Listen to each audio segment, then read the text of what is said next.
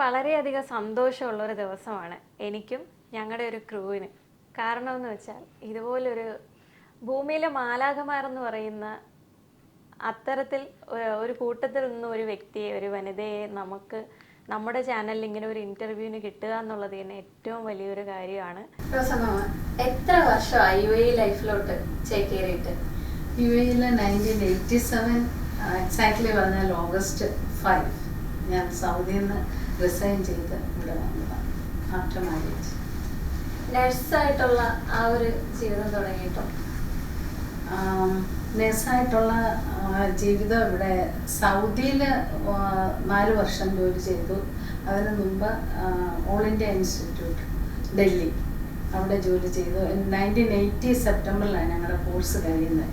അതിനുശേഷം അവിടെ ജോലി ചെയ്തത് ഓൾ ഇന്ത്യ ഇൻസ്റ്റിറ്റ്യൂട്ട്, പിന്നെ RP centre for ophthalmology specialise ചെയ്തു അവിടെ ജോലി ചെയ്തിട്ടുണ്ട്. അതിനുശേഷമാണ് ഓൾ ഇന്ത്യ ഇൻസ്റ്റിറ്റ്യൂട്ടിലെ കാർഡിയോളജി ഡിപ്പാർട്ട്മെൻറ്റിൽ ജോലി ചെയ്തത്. നഴ്സ് എന്നാലുപരി ഒരു കലാകാരിയും കൂടിയാണ് എന്ന് ഞങ്ങൾക്ക് അറിയാം. അപ്പോൾ അതിനെക്കുറിച്ച് എന്താണ് റോസമാവ് തന്നെ നമ്മുടെ പ്രേക്ഷകർക്കൊന്ന് പറഞ്ഞു കൊടുക്കും? എന്താണ് കല എന്ന് പറഞ്ഞാൽ ചെറുപ്പം മുതലേ സംഗീതത്തോട് ഒരുപാട് താല്പര്യമുണ്ട്. പ്രത്യേകിച്ച് ക്രിസ്ത്യൻ ഡിവോഷണൽ സോങ്സ് കൂടുതൽ ഞങ്ങളുടെ ഫാമിലി ആയിട്ട് ഗായക സംഘത്തിലുണ്ടായിരുന്നു ചെറുപ്പം മുതലേ. എൻ്റെ കോളേജ് ഒരു പ്രീ ഡിഗ്രിക്ക് ശേഷമാണ് ഞാൻ ഗായക സംഘത്തിൽ ചേരുന്നത്. എൻ്റെ ബ്രദേഴ്സും എൻ്റെ അമ്മയുടെ അനുജത്തി, എൻ്റെ ആൻറ്റി, ഞങ്ങളെല്ലാവരും കൂടെ ആയിരുന്നു. രാവിലെ ഞങ്ങൾക്ക് എല്ലാ ദിവസവും പള്ളിയിൽ പോകും. ഞങ്ങൾ പോയിക്കൊണ്ടിരുന്ന ദീപിക ചാപ്പലിലായിരുന്നു. ഒരുപാട് നല്ല നല്ല കവിതകൾക്കും ജീവൻ പകരാൻ സാധിച്ചിട്ടുണ്ടല്ലേ? ഉണ്ട്. ആ സമയത്തൊക്കെ ഞാൻ കൂടുതലും ആരാധന ഗാനങ്ങളൊക്കെ എഴുതിയിരുന്നു. പള്ളിയിലെ ആരാധനയ്ക്കൊക്കെ പാടാൻ വേണ്ടി. അതിന് ശേഷമാണ് കവിതകൾ. എപ്പോഴും ഒരു പേപ്പറും പെൻസിലും കൈ കാണും. അപ്പം എന്തെങ്കിലും ഒരു നല്ല ഒരു വന്നാൽ വരുമ്പോഴത്തേനും അത് കുറിച്ചിടാറുണ്ട്.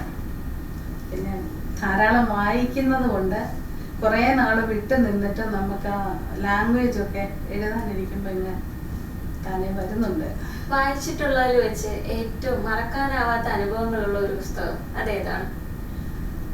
എനിക്ക് ഈ നമ്മുടെ മുൻ പ്രസിഡന്റ് ആയിരുന്ന ശ്രീ APJ അബ്ദുൽ കലാമിനെ വളരെ വലിയ ഒരു ആരാധിക പോലെയായിരുന്നു. അദ്ദേഹത്തിന്റെ അഗ്നിച്ചിറകുകൾ എന്നുള്ള പുസ്തകം എനിക്ക് വലിയ ഇഷ്ടമായിരുന്നു. അത് ഒരുപാട് ഇൻസ്പിറേഷൻ തരും. നമ്മുടെ ആ ഡിറ്റർമിനേഷനും നമ്മുടെ മുമ്പോട്ട് പോകാനുള്ള ആ കരുത്തും എല്ലാം തരുന്ന ഒരു പുസ്തകമാണത്. സൃഷ്ടിപഥം പോലെ ഇത്രയും ആൾക്കാർ ഫോളോ ചെയ്യുന്ന, അല്ലെങ്കിൽ ലോകത്തിൽ ഇത്രയും പേര് അറിയപ്പെടുന്ന ഒരു സോഷ്യൽ മീഡിയ പേജിലേക്ക് അതിന്റെ അമരത്താണ് അമ്മ നിൽക്കുന്നതെന്ന് നമുക്കറിയാം. എങ്കിലും എങ്ങനെയാണ് അതിലോട്ട് എത്തിപ്പെട്ടത്? സൃഷ്ടിപഥത്തിൽ എങ്ങനെ എത്തിപ്പെട്ടെന്ന് പറഞ്ഞാൽ, ഞാൻ ശരിക്കും പറഞ്ഞാൽ ഇപ്പോൾ പറഞ്ഞ കൊറോണയുടെ ആ കാലഘട്ടം പറയേണ്ടി വരും. കൊറോണ എന്ന മഹാമാരി ഒരുപാട് പേർക്ക് ദോഷകരമായിട്ട് ഉണ്ടെങ്കിലും അതേസമയം തന്നെ ഒരുപാട് ഗുണങ്ങളും അതിൻ്റേത് നമുക്കതിൽ നിന്നും മനുഷ്യർ കണ്ടെടുത്ത ഗുണങ്ങൾ കാരണം ഓരോ പ്രയോജനങ്ങൾ ഉണ്ടായിട്ടുണ്ട്. കാരണം എഴുതാനോ വായിക്കാനോ ഒന്നും സമയമില്ലാതെ തിരക്ക് പിടിച്ച് ജീവിതത്തിൽ ഓടി നടന്നിരുന്ന മനുഷ്യരെ അതെ അതെ അത് തന്നെയല്ല, കുടുംബത്തിൽ വീട്ടിലിരുന്നായിരുന്നല്ലോ കൂടുതൽ പേരുടെ ജോലി. അപ്പം തന്നെ കുടുംബാംഗങ്ങൾ തമ്മിലുള്ള ഒരു സൗഹൃദവും അവർ തമ്മിലുള്ള ഒരു ആ ബോണ്ടിങ്ങും ഒക്കെ കൂടുതൽ ശക്തമാകാൻ അത് സഹായിച്ചു എന്ന് പറയാം. പിന്നെ എഴുതുന്നവർക്ക്, ഞാൻ ആദ്യം ഈ സൃഷ്ടിപഥത്തിൽ തുടങ്ങിയത് ശുഭദിനം എനിക്ക് വലിയ ഇഷ്ടമായിരുന്നു. ഒരു 4 വരി എഴുതി എന്നും രാവിലെ എൻ്റെ ഫ്രണ്ട്സിനൊക്കെ അറിയുന്നവർക്കൊക്കെ ഇങ്ങനെ ഇട്ട് കൊടുക്കും. അങ്ങനെ സൃഷ്ടിപഥത്തിലെ ഒരു അഡ്മിനായിരുന്ന ഒരാൾ എൻ്റെ ഒരു ഫ്രണ്ടായിരുന്നു. അപ്പം പുള്ളിക്കാരി എന്നോട് പറഞ്ഞു, ചേച്ചി എന്തുകൊണ്ടാണ് ഒരു 4 ലൈനും കൂടെ എഴുതി, അതായത് മിനിമം 8 വരി വേണം നമ്മളൊരു കവിത ഇടണമെങ്കിൽ, എന്നാലേ അപ്രൂവ് ചെയ്യത്തുള്ളൂ. അങ്ങനെ ചേച്ചി എഴുതിയിടാം. അപ്പം ഞാൻ അത് തന്നെ ഡെവലപ്പ് ചെയ്ത് ഞാൻ എഴുതിയിട്ടു. അങ്ങനെ കുറേ ഇങ്ങനെ എഴുതി മോശമല്ലാത്ത രീതിയിലാണെന്ന് അവർക്ക് തോന്നി കാണണം, അപ്രീസിയേഷനും. പിന്നെ സൃഷ്ടിപഥത്തിലെന്ന് പറഞ്ഞാൽ നമ്മൾ ഒരു കവിത ഇട്ടാൽ അല്ലെങ്കിൽ ഒരു ലേഖനം ഇട്ടാൽ എന്തെങ്കിലും ഇട്ടാൽ അതിലെ അഡ്മിനും അതിൻ്റെ കൂടെ ചേർന്ന് പ്രവർത്തിക്കുന്നവരും തന്നെ അവർക്ക് ഒരുപാട് പ്രോത്സാഹനം കൊടുക്കും. സൃഷ്ടിപഥത്തിൽ നമ്മൾ എഴുതിയിടുന്നത് കവിതകൾ, ലേഖനങ്ങൾ, ഇതൊക്കെയെന്ന് പറഞ്ഞാൽ ആ സൃഷ്ടിപഥത്തിൻ്റെ സാരഥികളുണ്ട്. അതായത് അവരെ ഇതെല്ലാം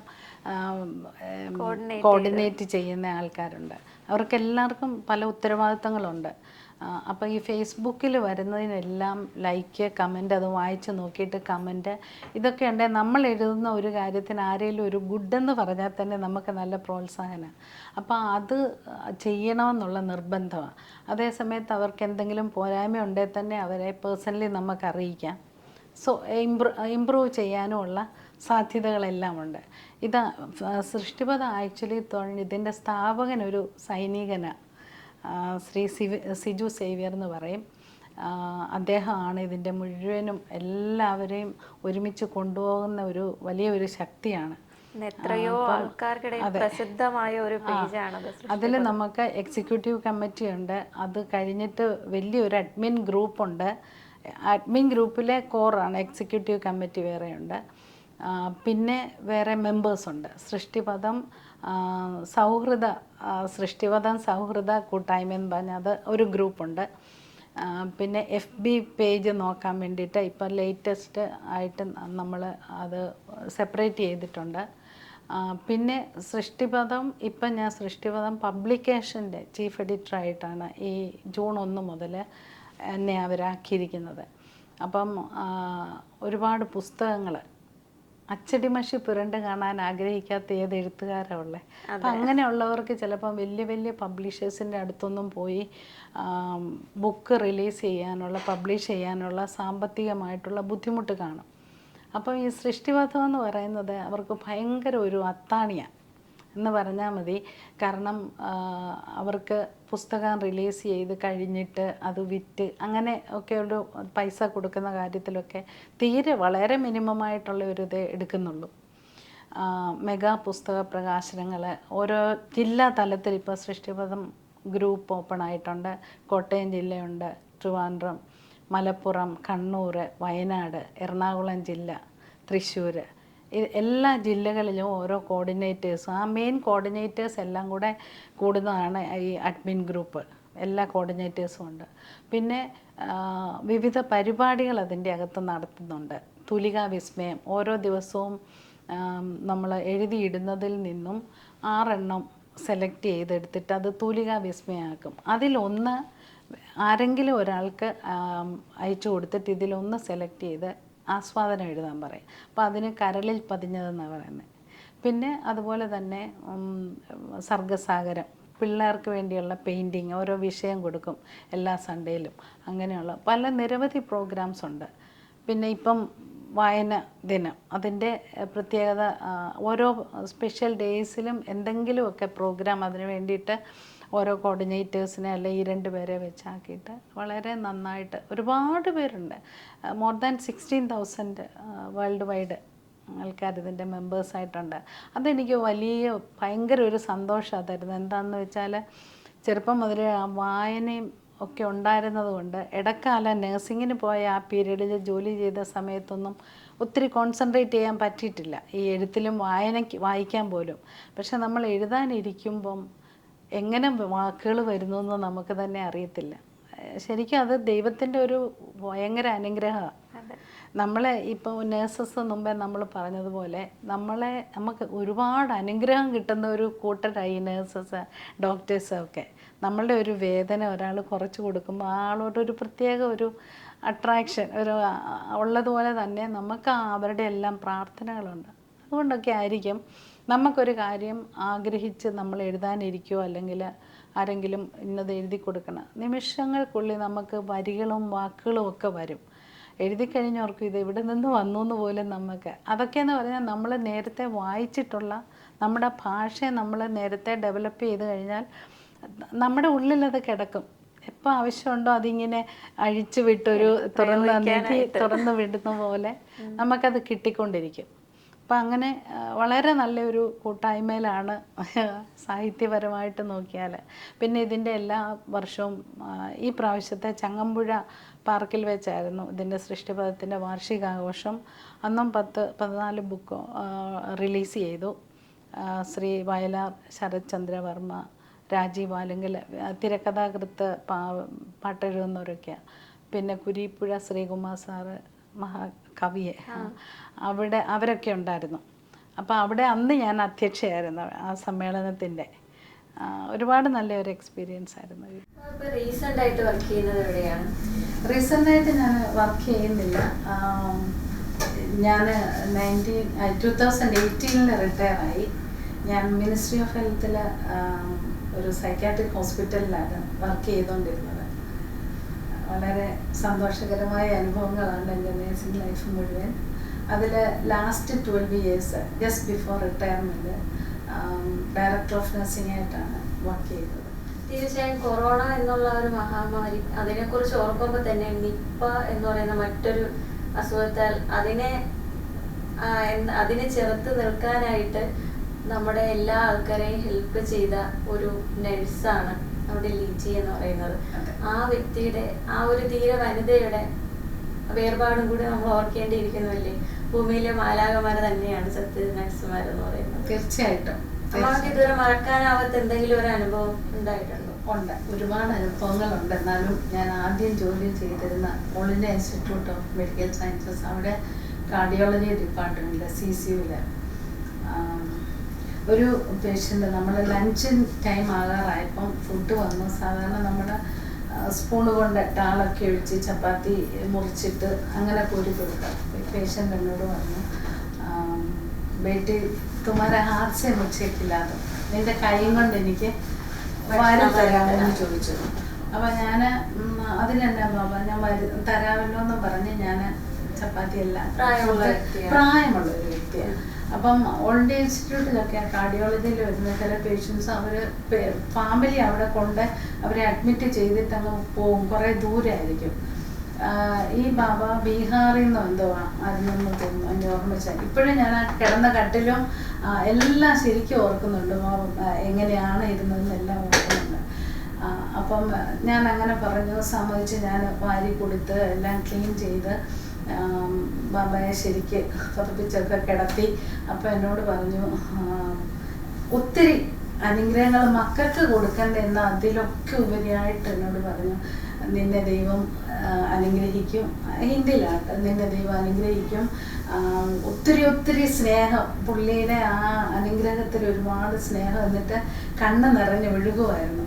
ഒരു പക്ഷേ മേ ബി മക്കളെ ആരെങ്കിലും മിസ് ചെയ്യുമായിരുന്നായിരിക്കും, അവരെ ഓർത്തിട്ടായിരിക്കും.